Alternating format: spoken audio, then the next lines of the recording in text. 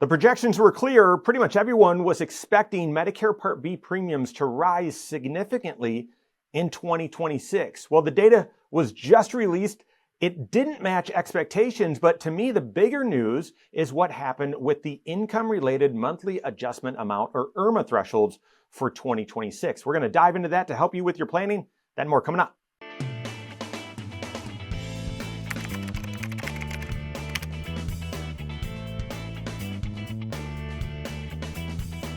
When you retire, turn 65, and you go on to Medicare, you're going to make one of the biggest health insurance decisions of your life. Are you going to go with traditional Medicare, which is Medicare Part A, B, D, and then a supplement to fill in all the gaps?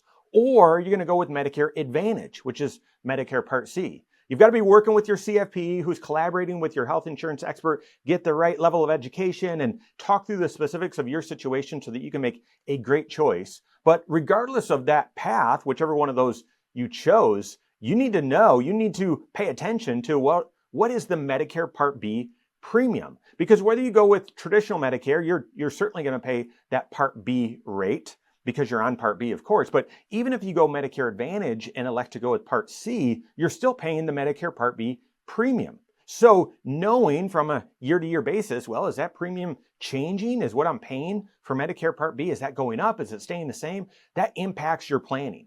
And even if you're not yet age 65 or not yet on Medicare, it needs to impact your planning as well as you're projecting for retirement. One of the biggest mistakes that people make as they're planning for retirement is they just overlook, they just gloss over or make an assumption about, well, here's how much I think I'll spend in retirement. Maybe their software or their advisor just uses a percentage of their pre-retirement income. An enormous mistake, guys, an enormous mistake. Health insurance is going to be one of your biggest expenses in retirement. And so not only do you have to have a well-informed projection of what you think you're going to spend in retirement, you need to separate, you need to isolate how much you think health insurance is going to cost in retirement. And because not only is this going to be such a large number, it's growing, it's inflating at a much faster rate than everything else. Your plan needs to be built this way. Therefore, that's all banter.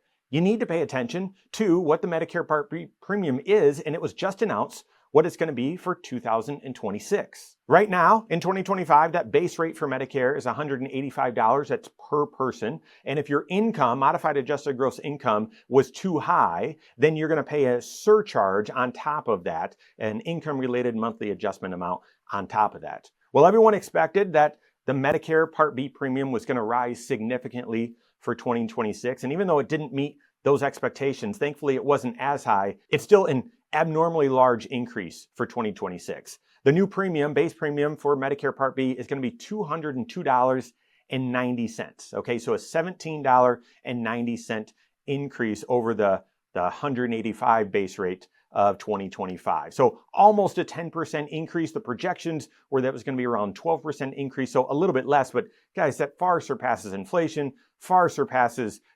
historical averages. Not a good number, okay? And when you look at the Social Security cost of living adjustment, we know what that is for 2026 as well. It's a 2.8% increase. The average Social Security recipient's going to see about a $50 increase in their Social Security. Well, $18 is going to go towards Medicare. So net, even before taxes, only $32. Yeah, this is an abnormally large increase for Medicare. Not good news, not good news. In addition to that, the Medicare Part B deductible, not talked about that often, that increased $26, so almost 10% as well. Prices are on the rise. And hopefully this isn't a new trend, but yeah, Medicare prices, health insurance prices, they are on the rise. Make sure that you make this part of your planning. Again, whether you're retired or not, you got to build it into your plan, work with your CFP. But to me, the even bigger news are the IRMAA brackets, the income-related monthly adjustment amount brackets. And why is this bigger news? I guess I've just been aware, I've heard the rumors that we're going to see a big increase to Medicare premiums since the summer, and I've tried to make you aware of that so you could plan ahead and brace yourself. But to me, I sort of expected that the IRMAA brackets would just move in line. I wasn't expecting this. So what you pay for your Medicare Part B and Part D, by the way, is based on your modified adjusted gross income from the prior year. So we're talking about 2026 Medicare, so you'll be looking at your modified adjusted gross income for 2024, so your most recently filed tax return. That's why it's the prior year. We don't know what your tax picture is going to look like in 2025. That return hasn't been filed yet. So for 2026, you're looking at your 2024 taxes. Well, your modified adjusted gross income. So this is your total income. Social Security or taxable Social Security. This is dividends. This is capital gains, IRA withdrawals, all that sort of stuff. Modified adjusted gross income. If that is below $109,000 for single filers or married filing separately, if it's below $109,000, then you're fine. There's no IRMAA. You're going to pay the base rate $202.90 per month for your Medicare Part B. Married filing jointly, then $218,000. That's the threshold. If your modified adjusted gross income is below $218,000, then you're fine. But if you're above that, even $1 above that, you move into the next tier, okay? And that next tier for single filers from $109 to $137, you're going to be in this second tier where you're not going to pay $202.90, you're going to pay $284.10 per month. So about an $80 a month increase. For married filing jointly, that second tier bracket is $218 to $274, and you're going to pay this amount, but it's per person. So that increase for married filing jointly is about $160 per month. For the same insurance, the same coverage, you're just going to pay more. And then you can see the rest of those tiers here as well. Oftentimes we see people either have an event, they've got a big capital gain, they withdrew a lot from their IRA, weren't really planning on it. Maybe they were doing Roth conversions and they said, yeah, we're okay paying IRMAA. A lot of times people get in that third or fourth tier, and you can see paying double the amount for their Medicare Part B, or even $527 per month per person. So why is this a bigger deal? Well, when you actually do the math, let's just look at the married filing jointly, that first IRMAA tier. You got to be below 218. Well, in 2025, based on your 2023 return, it was 212. So just a $6,000 increase. Now, I'm glad they increased it, but that's an increase of about 2 to 3% in line with inflation.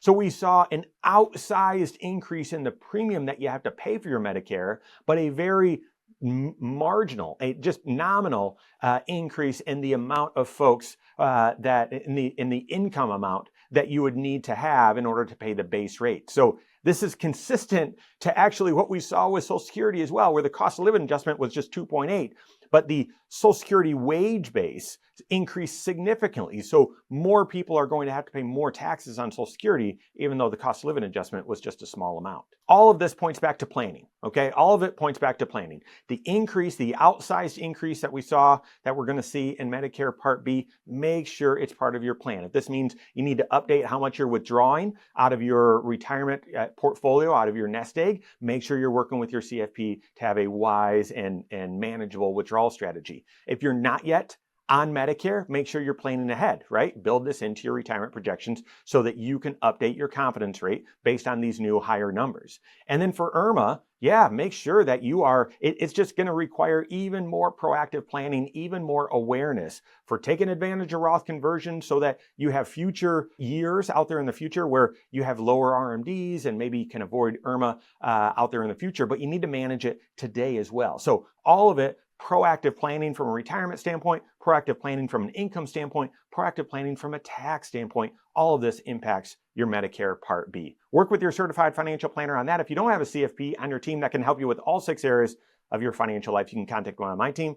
Find us online, Korhorn.com. That's Korhorn with K. WiseMoneyShow.com. You can find us there as well, or give us a call, 574-247-5898. All right, there you have it. Go out and take your next wise step in your financial life.